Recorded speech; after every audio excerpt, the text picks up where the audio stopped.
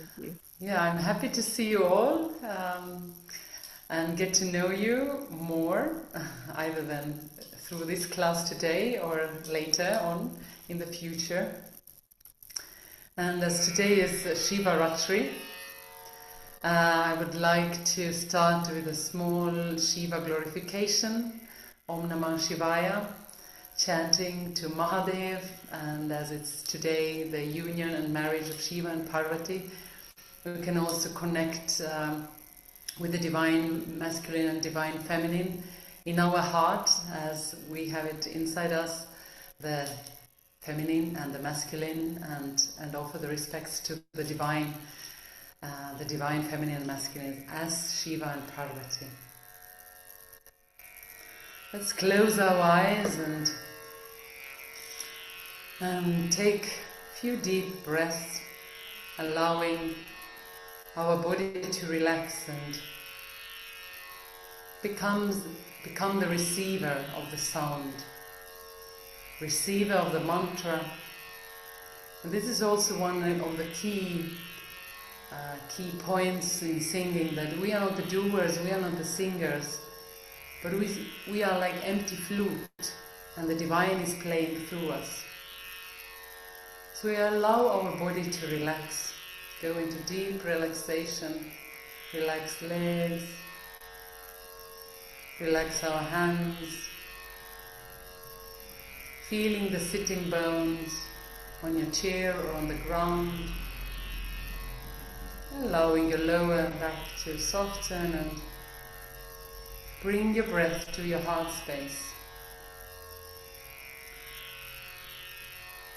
And in the heart space you find a beautiful lotus flower, the lotus of your heart, shining bright. You can see what color is the lotus of your heart. And into the middle of that lotus we place today Shiva and Parvati, the divine couple, Mahadev and Shakti Ma. And inside us we feel how we pay our respects to them. And first we chant 3 times Om, feeling how the vibration comes from above, from top of your head, from the sky, down into your heart. So with the breath you open up the space of the sky.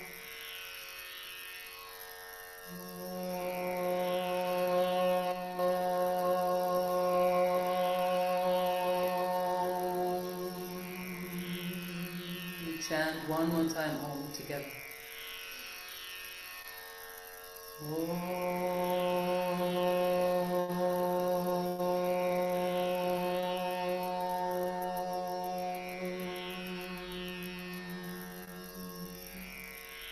And one more, the 3rd time Om.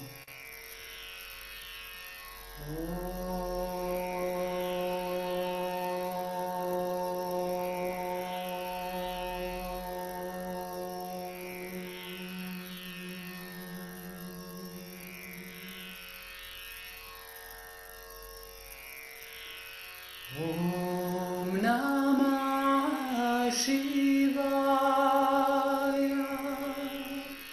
Om Namaḥ Śivāya,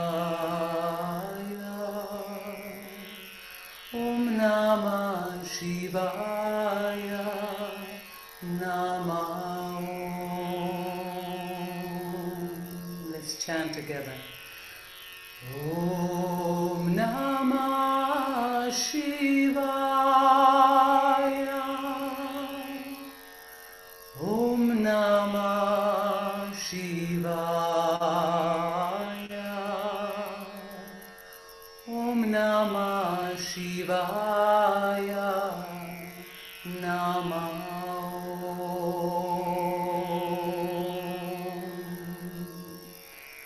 Om Namaḥ Śivāya, Om Namaḥ Śivāya, Om Namaḥ Śivāya, Namah Om.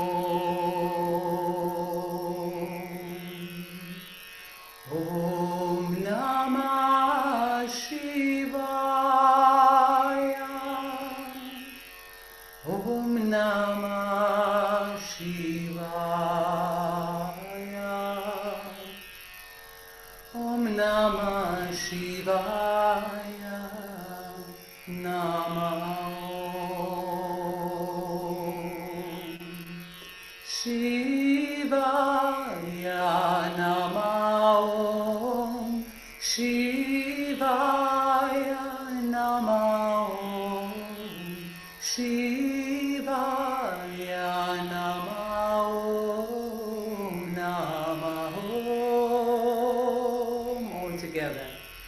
Śivāya Namah Om Śivāya Namah Om Śivāya Namah Om Namah Om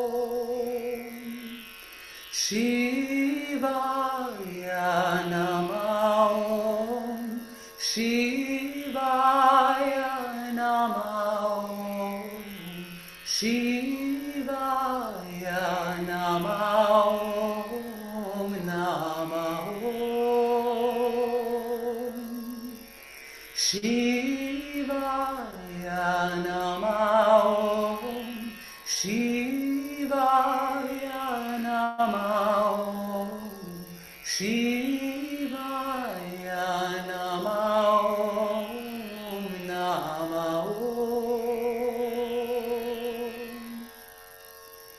Om Namaḥ Śivāya. All together. Om Namaḥ Śivāya.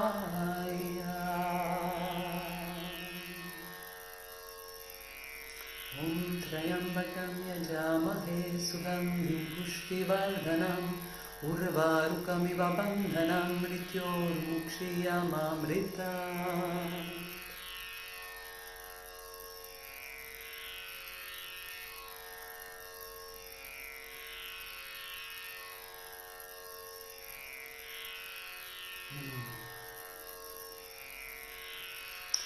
All glories to Shiva Shankara Mahadev. And I say also a few words about the method, or maybe you want to, Kosharupa, say a few words first? I would like to say a few words to introduce you to those who may not know you, who may not be taking your Alchemy of Voice course yet. So Krishangi Lila was trained in classical singing from the Estonian Academy of Music and the Norwegian Academy of Music and the Royal Welsh College of Music and Drama. I was thinking you must have several PhDs worth of training just from those 3 music academies. But you didn't stop there. You went on to learn alternative voice practices with the Pan Theatre in France, and then learned Persian music and Indian classical music in the Dhrupad tradition. So what I love about your singing and your method of teaching is that you have a whole lifetime, or probably several lifetimes, of experience woven together. So, and you have the experience of teaching. You've led so many workshops around the world, and that's how I met you. We were on a train in Austria, both headed to the same Kirtan retreat, and I was so excited first to get to meet you because I knew of you from your decades of teaching at Radhadesh College, but then also hearing your albums, hearing your singing, and your beautiful compositions, because not only are you a singer, you're also a composer, recording artist. And then I got to participate in your 2-hour workshop in Austria. And not only did you help me unblock my throat chakra and be able to start singing with my whole body, but you also captured my heart. And I remember asking you afterwards, like, oh, we're looking for a singing teacher for Art of Kirtan. Would you consider teaching a course for Art of Kirtan? I don't know anyone with your wealth and depth of experience. And to my great excitement and pleasure, you, without a hesitation, you said, oh, I would love to. and then that was the beginning, the seed of having it happen, that you've taught a course, and that we have on a fabulous voice singing course that's very holistic in nature it's not just about learning the techniques of singing. And I'll have you share more about that, because it's really unique, everything you've brought together in this course and everything you bring together in your workshops and even in the singing lesson today.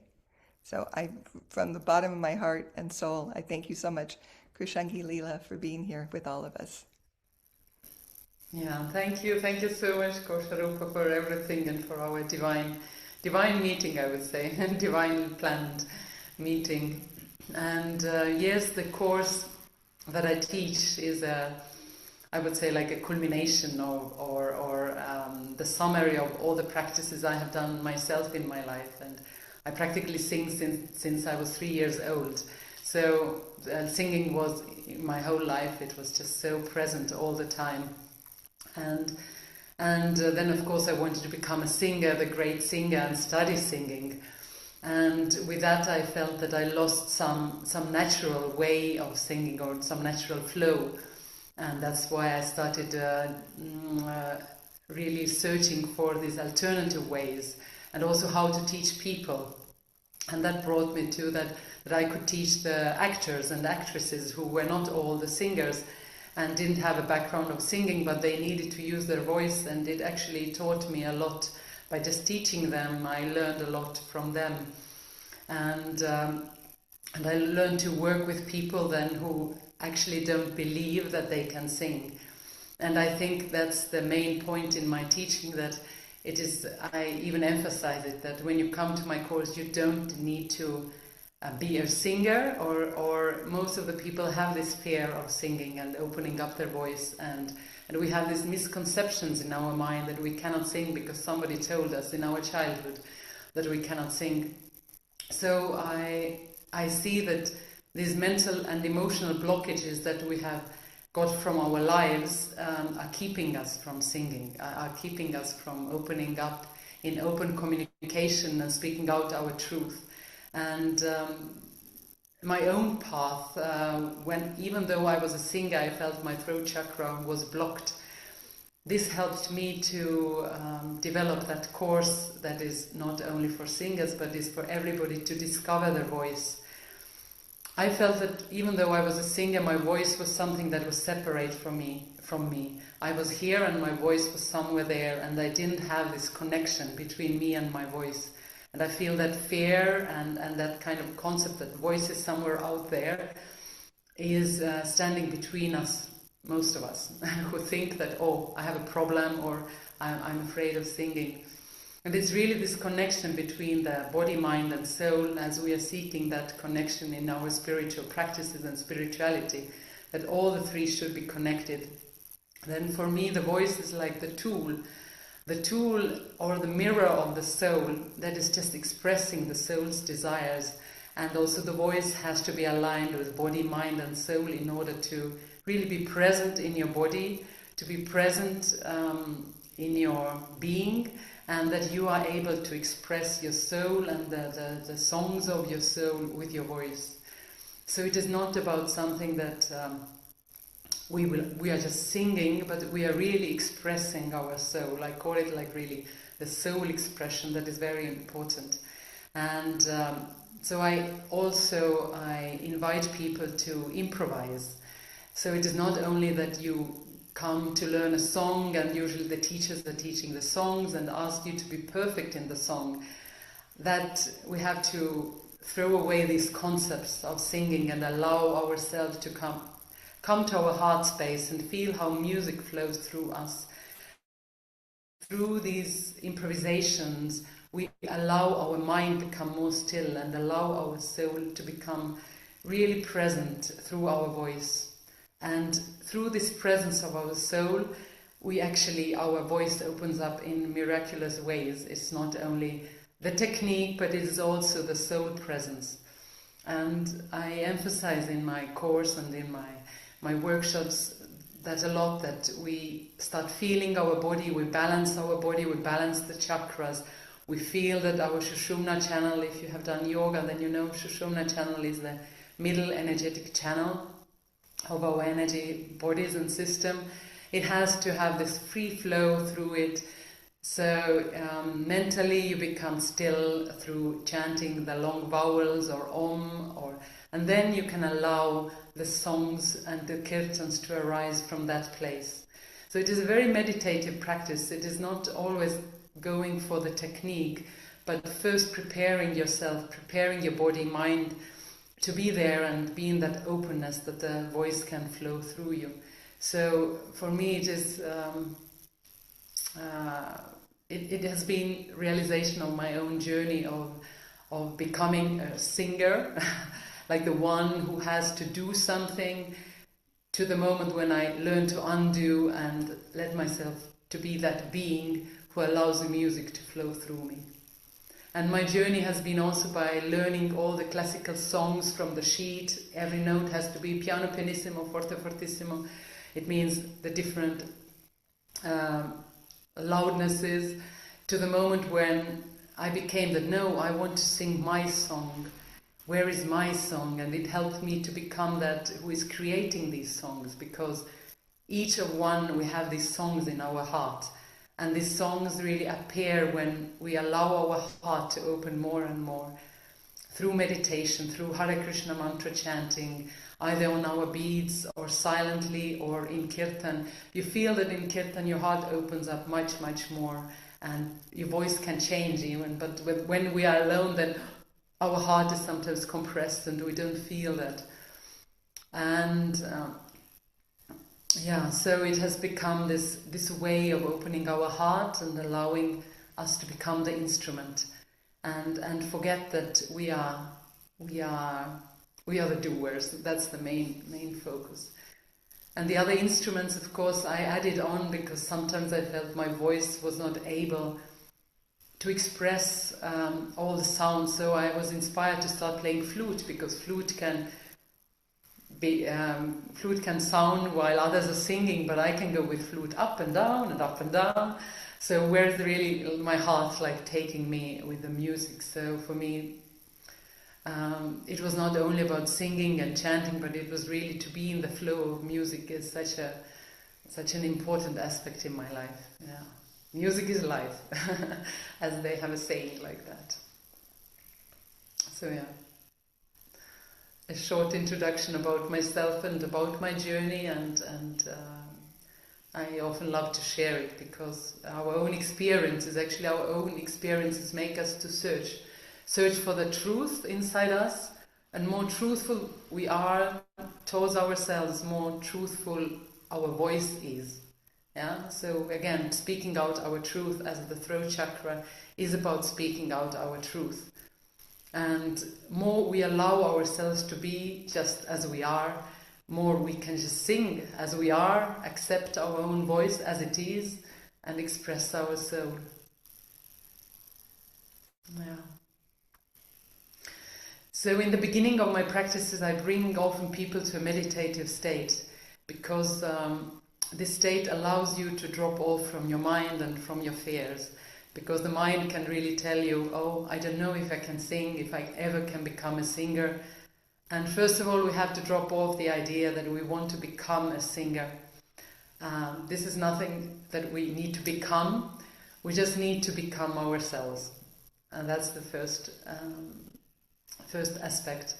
And while we are becoming true to our hearts, and we can open our heart in that meditative state, our voice appears as it is.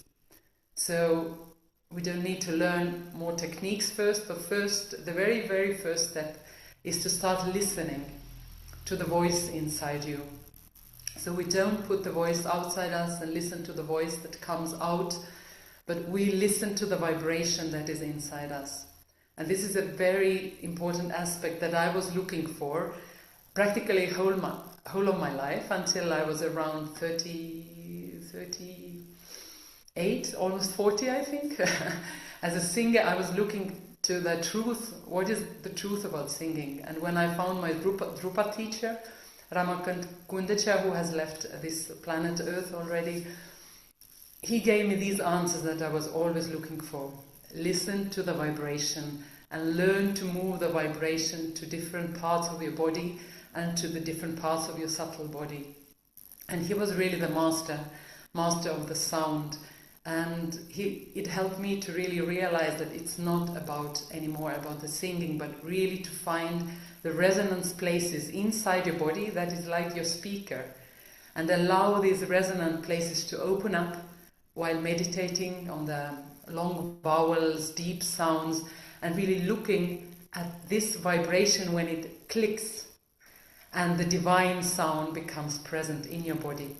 It's again that we cannot be the doers of the divine sound, as we are small creators, but we don't produce the divine sound when we are not open to the divine. So first we will become open, we silence our mind, and then the sound can enter us and find a place inside us where the divine sound becomes present. There is a very important aspect of Sushumna channel. If you all know about the term Sushumna channel, it is the middle energetic channel in your body. And all the Sanskrit vowels and alphabet, practically Sanskrit alphabet, has its place in the Sushumna channel.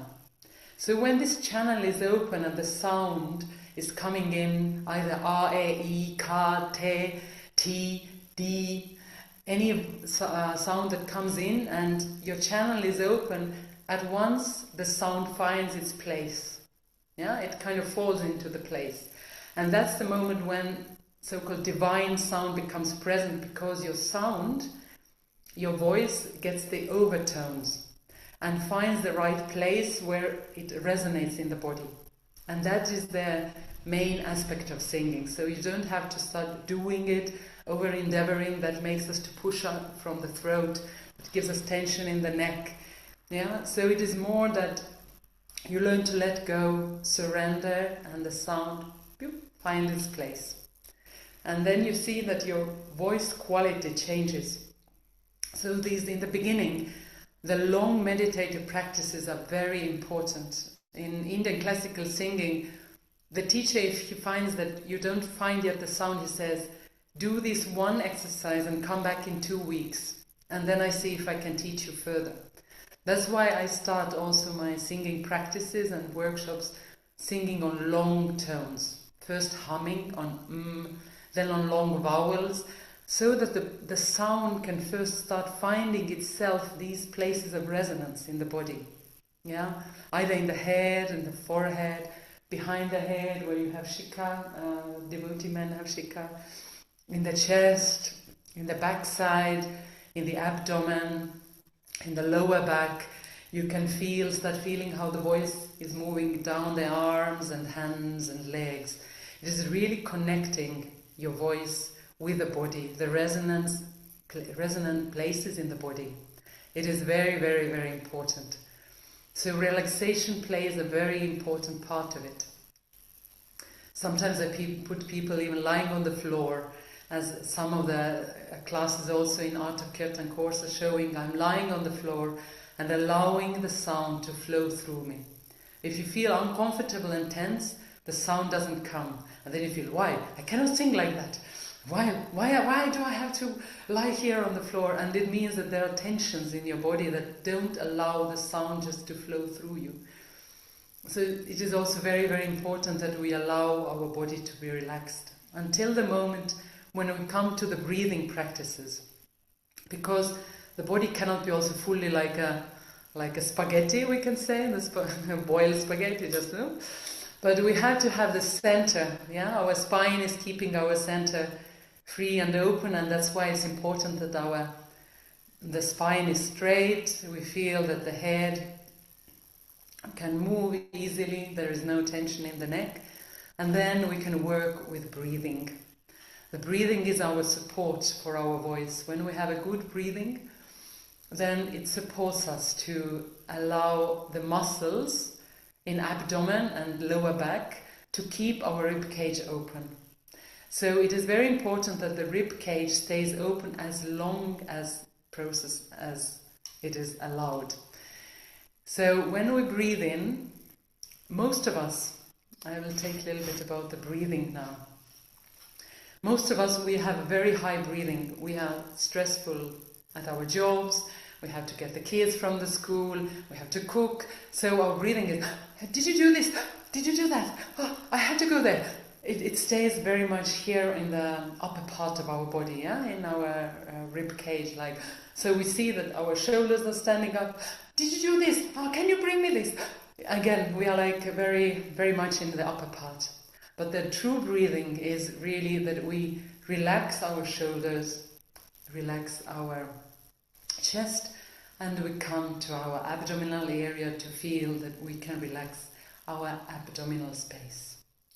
So we take now a moment to sit in a comfortable position, and we really feel that there is, either you sit in a lotus position or on a chair, that you feel that you can hold your spine straight. And you can even feel a little bit, if you have an armchair or the chair with a back, yeah. So you feel that you can relax your back and feel that you're leaning backwards. Yeah. So you can let go. I also bring often the image of like you are lying on the ocean and you have the ocean waves behind you. You start relaxing your body. And take a few moments just to notice, how is your breathing now? How do I breathe when I'm in relaxed position? Is my breathing high? Do I feel tension in my shoulders? How high is my breathing?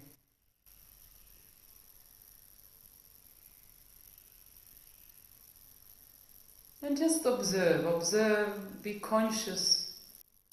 One of the spiritual practices, number one practice is becoming aware. Aware what is happening, and this time we become aware of our body. Where are the tensions? And where you feel the tension, oh, it is in my left shoulder.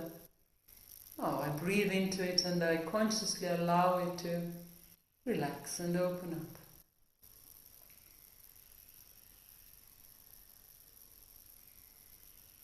And then you might feel tension in your belly. Just take a moment to notice your belly area. The area below your rib cage, above the navel. It's an area where we have diaphragm. And when we breathe in, the diaphragm moves downwards, like into a bowl. And when you breathe out, the diaphragm moves upwards, back into the original position.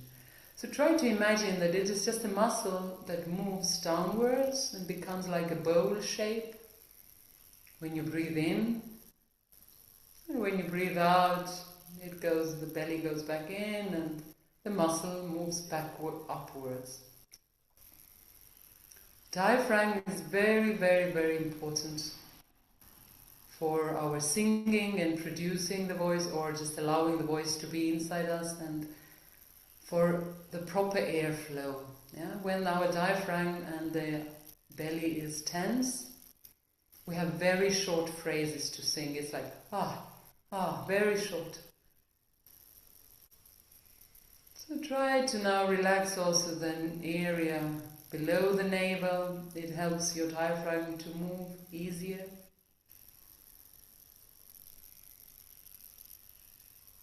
And when you breathe out, you can put now 2 palms on your abdominal space below your navel. And start feeling if you can also bring in air into abdomen. So you don't bring in directly air in your abdomen, but the abdomen starts moving forward when you breathe in your inhale. And soften your abdomen through your breath. And when you exhale, you can exhale like you're blowing out through the straw, like the wind. You can let the air go out. Again, you breathe in. You can also breathe in through the straw, then you can fill up more air, or you feel that the abdomen is becoming bigger, larger, greater.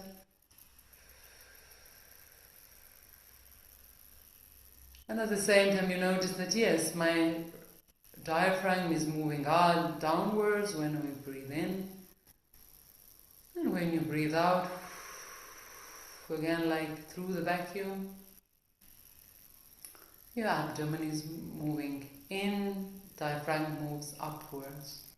So we become just aware of what is happening. It is very important that the muscle in the middle, it is called rectus abdomini, that the muscle, this muscle that is connected to the ribcage is freely moving outwards when you inhale and slowly moving backwards when you exhale.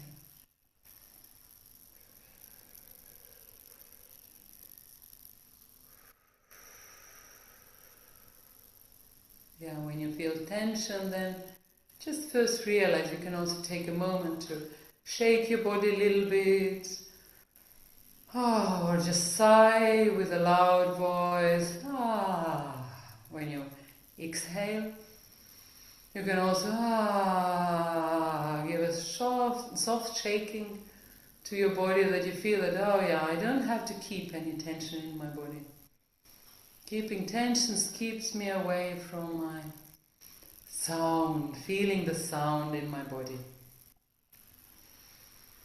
And now you feel also that when you breathe in, you breathe like into your lower back. So your abdomen is rising when you inhale. Lower back is becoming like a bowl shape, so you feel there is a balloon, like a balloon is filling up in your abdomen. Again, through the straw you breathe in, through the straw you breathe out. And you can take a moment to bring your body a little bit more front and put your hands on the back side where the kidneys are, on the lower back. I just stand up to show you here with your palms. And you feel that you can allow the breath to go in and feel that you breathe only into your lower back. Actually, you naturally breathe into your abdomen. You don't have to necessarily think, but like through the vacuum, you feel how this lower back starts expanding and going outwards. So these are the muscles. This is your support for your rib cage. Yeah, so it is important first to attain that your breath and the muscles in your abdominal area, your psoas muscle, they start actually moving when you breathe in. Then you put your hands, I stand up for a moment, you put your hands on your I don't know all the English words, on your, so on the side. I will move a little bit. So I put my hands here. And now we try to do on S, on the sound of S, S, S, S. And you feel that these sides, there are muscles here going. These sides are going outwards. Yeah? They're going out. I'm doing the S and the muscles are bringing it outwards. It's very important for these muscles because they're connected to rib cage. So, S, S, S, S, S. And each time when you breathe, you allow this part go out again. S, S, S, S. This goes out when you breathe in, and the sides go outwards when you exhale with S.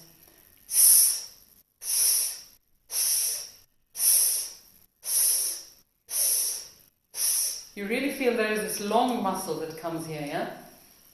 You feel like your hands are also pointing here.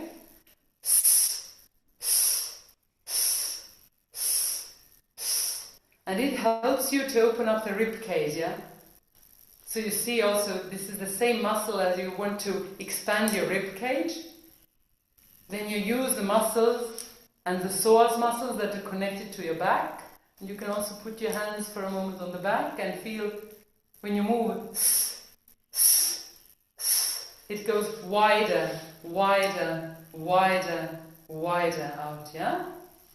So we can sit down again. Some of you might feel dizzy because we haven't done such breathing. I put my camera again here. Yeah, so it is very important to practice these muscles. When you do this exercise of s and trying that your sides are going outwards, every day, let's say 10 times, starting with 10 times, later we increase the tempo. You feel that after 2 weeks you start feeling that, oh, there are muscles. And these muscles are the only ones that should work hard when you sing. Yeah? So then these muscles, when they can keep your ribcage more open, you have longer phrases of singing and you don't get tension in your throat. Yeah, this knowledge is very, very important for singers, because often either people just want to sing and we want to sing louder, and in Kirtan it goes louder, louder, louder, louder. Then we go on the throat and then we lose our voice very easily. So it's very important that you start practicing your breath and get the support. It is your support system. Any questions until now? Zoom is asking about relaxation for the neck. Yeah. So relaxation for the neck. The very, very first, I would say, exercise is to relax our vagus nerve. I also talk about vagus nerve during the course, and show certain points that you can press from acupressure that helps you to start relaxing and feeling more softer in your neck and the jaw. Your jaw and the neck are very much connected. So it is not only that, oh, we have to just release the neck, but actually the neck is connected also to the muscles in the back, and it's the whole system. But the very first I would recommend you to massage this side here, and it starts relaxing your vagus nerve. So on the both sides you put your 2 fingers and you massage this side. First of all, it gives you a very deep relaxation. You can do it 1 to 3 minutes, and you start feeling just that your whole system starts relaxing. Yeah. So first you do this vagus nerve, because the vagus nerve is the nerve that goes through the brain, through the vocal cords, through practically whole digestive system. And when you relax your vagus nerve through certain exercises, it helps your whole system relaxes, but also your singing becomes better. You are more relaxed in your dealings with other people. It is like very essential, but it helps us singing, yeah? So 3 minutes you can relax and massage this, and then we come to behind our neck here, and there are these 2 points. I put my hair up. I hope I answer your question. But here are these 2 long muscles that are here, and there are hollow spaces here. And it helps when you start massaging these hollow spaces, and just keep your thumbs there. Again, you can keep 1 minute as minimum. And just start feeling how you can also imagine that you're just a skeleton. And the skeleton, you have a skull that is on the last vertebra. And try to come to awareness how the skull is just on the very last vertebra. And then this movement of the skull, it is not that some muscle is moving it, but there is this tiny, tiny movement. And holding hands on this, first you hold it in silence, and then you can just feel how you start releasing. The skull is separate. And then you can do this exercise of imagining yourself as a skeleton, and just start feeling your head. Hair that is just on the last vertebra, like that, it starts moving. Yeah. So it is not coming from I have to move it. No, it is very tiny, tiny movement. You kind of let your skull free.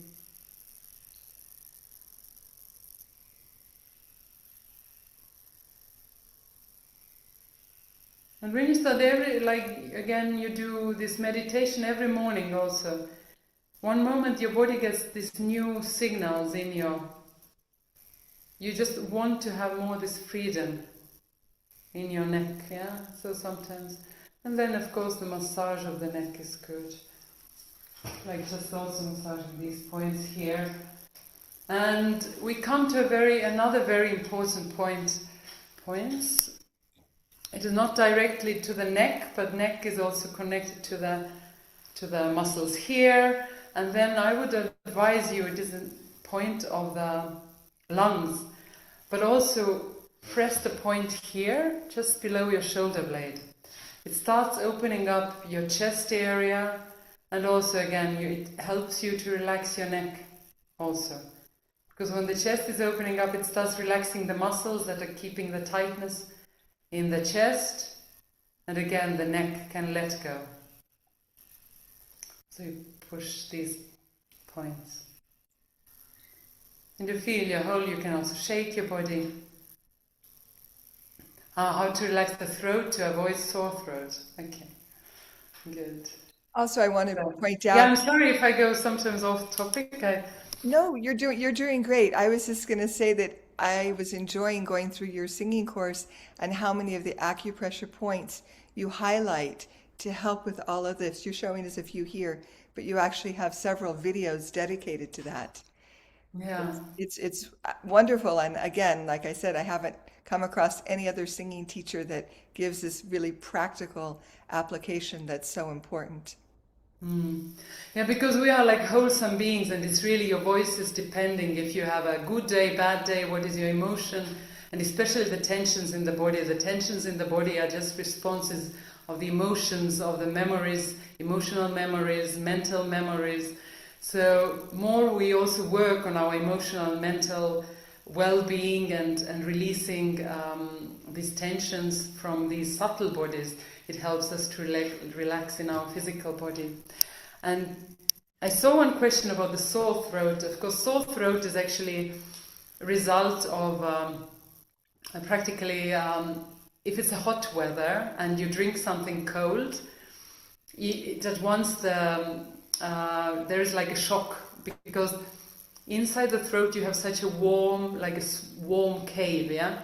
So when you put something really cold into the warm cave, then it gets an inflammation.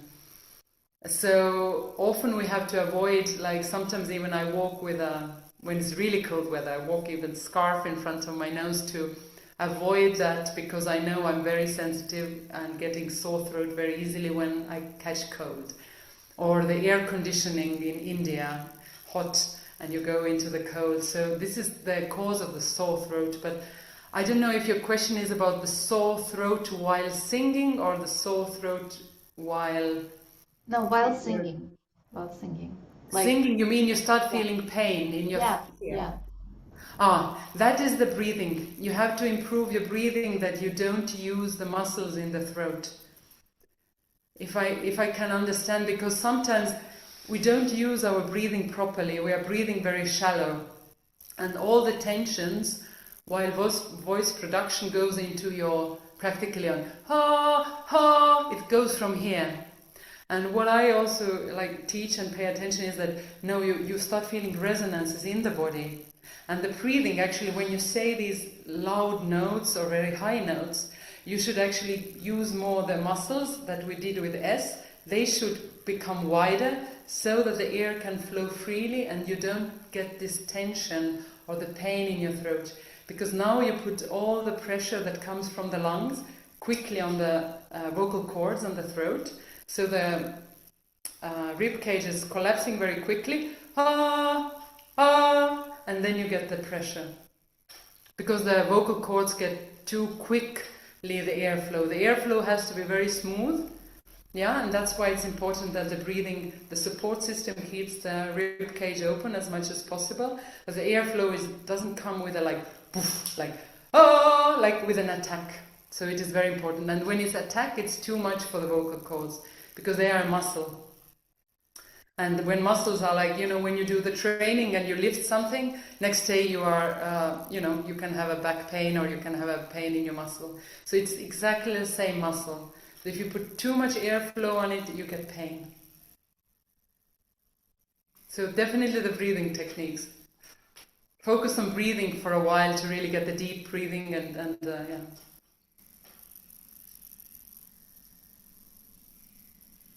Any other questions that appeared or? There's a few, but this is important. How much is the throat and the nose involved in singing? Oh, yeah, it is practically very, very important. It is mostly like the vocal cords are in our throat. They are two muscles, yeah, that are connected to other muscles inside the throat, and they are vibrating, yeah, they are vibrating like that. For example, when we sing very soft and low, the vocal cords are going in a very, very such like a slow movement, and when we go high and very loud, they have to move quicker, and especially when it's loud, only one part of the vocal cord is moving very quickly. Dun, dun, dun, dun, dun, dun, dun, dun. So it is important to know that this is a muscle, and muscle can get tired. It is a direct function of this muscle. So if you sing, like singers can never sing for a long time. If we practice, like from my classical training, we practice 20 minutes, half an hour, we take a break. Then, okay, if we have a concert coming in the evening, that is 2 hours. In the morning, we just do warming up exercise. We don't start singing the whole concert through, because you can sing maximum 2 hours, 3 hours max, in a like a full go. We are not like pianists or some other instrumentalists. They practice in 4 or 5 hours per day. But it is a muscle, so it can be trained. When you are like, you can have different muscles. Like if your body is more, how to say, you are smaller. How to say? Yeah, you are Petite. shorter. Petite. Oh yeah, petite. You're shorter, then your vocal cords, maybe the muscles are shorter. Yeah, then your voice timbre is different than another person whose muscle by itself is already longer. That gives us do we have a higher voice or lower voice? It depends on the length of the muscle here. Yeah, so some things we cannot change. It is like, but every muscle can be trained, so we can get a louder voice. We can get longer phrases with our breathing techniques. So certain things you can, and definitely you can get more range, because the vocal cords are like muscles. Then when you train, you can go lower, you can get more slower movement, or you can go higher. They can move quicker. So this is a training. Nose area. Here, this is our most important resonance place. It's our forehead and the nasal cavities here. I would say this is the most important channel, is behind your nose. It is going from the hard palate, yeah, that is like a round palate here in our mouth, upper palate. And there's a channel, when our nose is here, then there is a channel going down upwards from the hard palate and comes energetically out from our top of our head. So the voice should be projected into that channel, and it should get the resonance in this channel in order the voice to be in a very good resonance. So that plays a lot of role. Yeah. So sometimes there's something teachers even close the nose and do the nasal exercises to get the voice into this, like a mask. We call it also mask in classical training. Get your voice into the mask. Yeah, so we have to get it here. We have to get it here into this channel that the voice is really sounding well. So it shouldn't stay shallow in the throat. So sometimes we are used to, when we start singing, we're singing Hare Krishna. I just imitate. I try to do the voice like then it's in the throat, yeah? We don't get the resonance here. But when we put Hare Krishna, I put it into the channel. And in this vocal course, I have a few exercises also with the holy names where I really say, keep it in the channel, keep it, like focus on this channel behind your nose. So it is very important that it doesn't stay in the throat as a resonance, but you find the resonance places. And that's why the nasal area and the forehead is very important. Yeah, does the voice needs to be from the depth? I thought so. Yes, this is also one thing that I very much talk about, that we connect the abdominal area and the resonance place in abdominal area with our voice, so that the voice has a depth. It is very, very, very important. Like this channel that is up here, it is like staying always there. This is like number one or most important. And then the next step is to find the resonances in different parts of our body. To find the resonance in the chest area and allow the resonance to be in our abdominal area, so that you get this primordial sound, the primordial voice, I would say a little bit like shamanic voice, that you have different colors. So if I understand you right with your question, that does the voice need to have a depth, it's very important to develop these resonant places in the body and also in your abdomen, so that you can feel that the vibration is there when you sing on very deep low tones. In Indian singing, we start with a method of humming. And in the morning you wake up, it is also one of the basic things you can do every morning at home. I'm using a Tampura on my phone. I have a special phone with a Tampura app that I just feel, I do a little warm up in my body, I do a little breathing, and then you can just feel what is my lowest tone today. Every day it can be different. But what is it today comfortable to start humming, yeah? With the lips closed, feeling that you have like a small ball inside your mouth. What is my lowest tone today? And then you start relaxing into the tone. And you can take then and find that tone on Tampura. The Tampura looks like that, where you can change the tones, and then you can find, oh, am I getting to the tone where I'm singing? And the Tampura can be in the background when you start humming. And in the practice of Dhrupad, we stay on this low humming until we really feel the sound is vibrating all over our body. And we feel relaxed, and this is one of the best meditation techniques, I would say. It also relaxes the vagus nerve. It is used nowadays in the trauma therapy practices. But it is a very ancient practice of Karaj practice from Dhrupad singing, when you just sit half an hour, even an hour, just humming on the lowest tone. And that gives your voice the depth.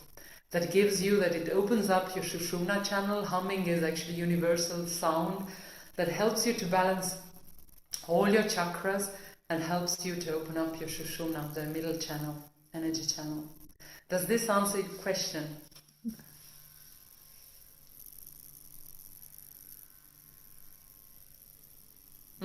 Thank you. Yeah, I have a special old iPhone for Tampura. It is from ancient times. I'm using it only for Tampura because here is iTabla Pro, an app that professional musicians in India use, and this is only an iPhone. If you have an iPhone, it costs, usually it was costing $25. You buy it once and you have it always on your phone. iTabla Pro, and there is also karatals. You can use the tablas, you can use the to help you singing, also Kirtan, or practice Kirtan in rhythmic patterns are there. Or Android, I have heard about another one, I think it's Tampura Droid, yeah, on Android, that is the best. Otherwise, often the Tampura apps have the artificial sound made by computer, but these are the apps that have natural Tampura sound made with the Tampura instrument. So it is really, and then also one thing, when you start humming, you start melting your voice into the Tampura sound. So these two sounds become one. And when you feel there becomes resonance between these two, the Tampura and your voice, usually you feel one moment there is this divine sound entering you. And that is your main practice for a while, until you start feeling really these vibrations in different parts of your body and expanding. It takes, in Indian music, it takes a long time. The teachers don't let you to go further when you haven't kind of come to the basic of feeling that sound and resonance in your body and feeling the depth.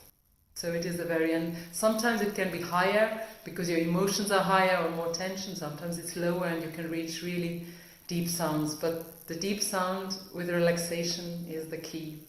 Yeah. So the exercises you were showing us, are those to be done before you start singing, or are those just to be done on a daily basis for practicing your singing? What's your daily practice for keeping your singing, your resonance chambers open in your body, and what's your acupressure? Like, what do you do on a daily basis for both your singing, and what do you do before you are performing? Yeah. So usually daily practice, there is a morning warm-ups. I'm always changing it. Morning warm-ups. It means that I relax my body. I usually do also some stretching, some yoga stretches. I touch few points on my forehead and certain points on my body that help me really align my middle channel, my Sushumna channel and energetic channel. For me, the acupressure points that I also share with you are very essential. Actually, your body starts aligning energetically by itself. Of course, it can differ by person to person because we have different problems, but some of them that I show, they are really connected to jaws, to the middle energetic body, and to the lungs and the chest opening. And then morning practice of humming is very essential, and different exercises with mama mama mem mem mem mem mim mim mim mim, that you get these resonant chambers open. These are essential, and it can be, as this is very meditative, it can be just be there in the morning before you do anything else. I don't sing any songs in the early morning. Yeah, I actually chant some prayers. I do sing some songs, but not like in a way that, oh really, I'm practicing singing. I usually sing some prayers in my morning practice. But the main, like really when you train singing, it should be done around 12, after 12 in the afternoon, because then you can put more power into the voice, but not early morning. So early morning is really welcoming the body, welcoming the voice, doing humming, mim mim mim mim mem mem mem mem mum mum mum. Also very useful is to do in the morning. I'm doing it on like you put your lips front, and you go from up to down, and you go like an elevator or the American, how to say, the fun park, yeah.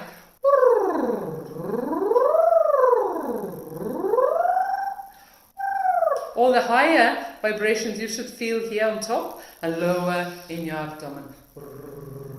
You feel your whole chest, everything starts. So this M and R are very basic for a warm-up. This I do also if I need to sing. I quickly do these, and I feel my muscles are warmed up. But the really heavy, like singing practice, better to do it after 12 in the afternoon or late morning after you do the warm-up. And what else is my daily practice? Yeah, to feel open in the body, what helps you, sometimes some Qigong or openings, yeah, that you feel aligned. The main thing I focus on is how do you feel aligned? Aligned in your body. I do the chakra meditation sometimes on my own, on the chakra syllables or the vowels. Yeah, it's very important. And after that you feel aligned. Yeah.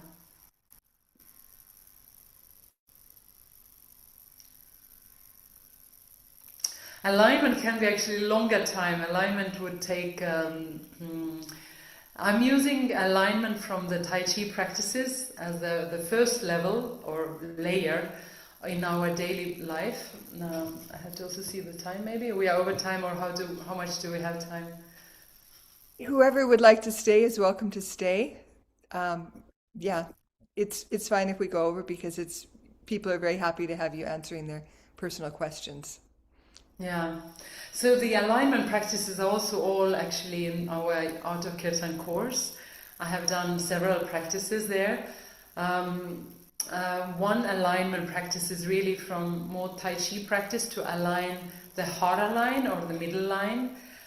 We are focusing on 3 points in our body, on the below the navel, on the chest, and on the third eye. I don't go now very deep into this. But I practically, with the breath and through certain movement in our body, I align first these 3 points in my body. And then with the chakra alignment happens through the bowels. So these exercises are also, it is again the whole lesson actually, to align your chakras. It takes usually 1 hour when I do workshops, that every vowel and every chakra has a certain vibrational tone and some certain movements with hands or mudras we align our chakras. Then lower chakras is on U, the third chakra, Manipura chakra on O, heart chakra on A, throat chakra on E, and Agya chakra, the third eye chakra on E sound, and the crown chakra on Aum. So this is the way I align the chakras. And also mantra chanting is aligning the heart with the divine. It's also important not to forget that we have body, mind and soul. And our soul aligns with Krishna, with the divine, through different mantras. So you can chant also Hare Krishna mantra on the beads that aligns your soul at the end, but also the bodily. Then we have the middle line, Sushumna channel, your chakras, and then your heart with the divine. So this is important, these three aspects. And yeah. And the importance of hydration for singing. Yes. It is very, very important actually for singers and singing and for our body to keep hydrated. As muscles, when you do also very hardcore training, they have to be aware that you're hydrated. If you have done weightlifting, maybe, or going to the gym, you know you have to drink more. And it's the same when we sing, the muscle is working. We have to keep hydrated. It's very important for the vocal cords and also for our well-being. But yes, the singers, and it should be lukewarm water, not cold, because again the muscles are warm. As I said, the sore throat might come also. The muscles are warm. We are singing, then we go outside, rather the Schmellows, if any of you have been here or have seen. It's a room full of people, it's hot. People are going outside, afterwards they are sweaty, they have been singing out loud and they drink cold drink and then, then people can get sick. So it is that there is no shock for the muscles, so it should be lukewarm water. Yeah. And Tatiana is asking about, Niraj is asking about what foods are good and herbs, tinctures like that you personally use and would recommend. I have a whole list, but I want to hear yours. Yeah, I mean, I don't actually artificially, I don't like to often use these kind of things that most of the singers use. I would say no to that. Many singers take like either fisherman friends or something before singing or after singing. I would say this will artificially, if you really need it, yes, but it artificially kind of manipulates the flora in your throat. When I drink sage, tea of sage or thyme, and I do honey. Honey is my medicine. When you lose your voice or you have sore throat, really, you put honey outside your throat. You smear like really physically outside. It's not like only taking inside, but you put it here outside. Then I put a piece of like tissue paper. Then I put a plastic, and then I put a scarf. I tie it around, and then I sleep with it. So I do it in the evening before I go to sleep, and this is extremely nourishing for the vocal cords. So if you really want to nourish your vocal cords and you lose your voice or you need it, it is honey, but from outside, because it goes directly into the place. Organic honey. Yeah. Mostly not with sugar, yeah. So for me, anything that is natural, and then sometimes there is also one, I don't say the name now, but sometimes I use also this spray of a chikakwe. I think it's chikakwe is the name. It's from South America, that is like cleaning and killing the bacteria when you have sore throat. And I also do this. But I avoid taking these pills before singing. Sometimes only if I'm really out of voice, I do it. My husband uses Vocal Zone. Those are the only ones he'll use with singing, their voice, what do you call it? Not lozenges, but like that. Have you ever used those? Do you like those? No. You don't know them? Okay. No, I don't know them. Yeah, no. he won't use Fisherman's Friend either. He said they actually hurt. They hurt. Yeah. Fisherman's Friend is, I would say, a big no. Yeah. How many months is that? And I have a few people asking, so I'll just address it, about your course. So it's a pre-recorded video course that you did in India, in Mayapur, and it's 6.5 hours long. There's 46 pre-recorded videos, and the advantage of a recorded course like this, they don't get to talk with you like this, but there is a forum for questions and answers and other students sharing experiences and like that. But I would say the best perk of the video courses is that we get to practice with our teacher. You're taking us through the different exercises, the meditations, the acupressure points, and we get to do it with you over and over again, as many times as it takes to learn it. And with the voice, the warm-up lessons, those are so nice. So again, we can do it over and over and over again. It's not a one-time lesson with you. So, and maybe you can share, I don't know if you've taken any courses online yourself, or why you would say what the benefit is. Yeah, I have taken, actually some relaxation courses for the body and working with like Tai Chi online. Not Tai Chi, but it's, and I feel that, of course, because we need the remembrance or reminder when we do the course, so you can play it as many times as you need the video, and then, of course, you yourself can do it in different, different not the scales, but from different tones. So I give you exercise and I a little bit guide you further in the scale also, that you can go higher and higher and higher, but then you can stop the video and then practice on your own the same things a few times and then come back to it always. So it's very useful to, and it's not that everything you have to do at once. You know, as I said in the beginning, first to really start with the basis. The basis is very important. Even in my classical training, I remember my teacher said many times that just practice breathing, just practice breathing. You haven't practiced breathing enough. Now you cannot reach these notes or that notes. So when we really, it's not about running through something, but really taking that, I'm taking few practices for few weeks actually, and then seeing how, and then you can sing Kirtan or whatever you or other songs if you sing, and then you see how this practice start affecting your practice what is now, or if you go to singing circles, how does this start affecting you? So I would say first you do the body alignment, relaxation, breathing, especially breathing for 2 weeks. Just these exercises to see that the muscles start really expanding. Then take humming and the very basic warm-up exercises, and only then you move further. Because things start changing and the muscle memory starts changing, a new muscle memory starts appearing. So it's not a run-through course, but I think that everything needs practice and time.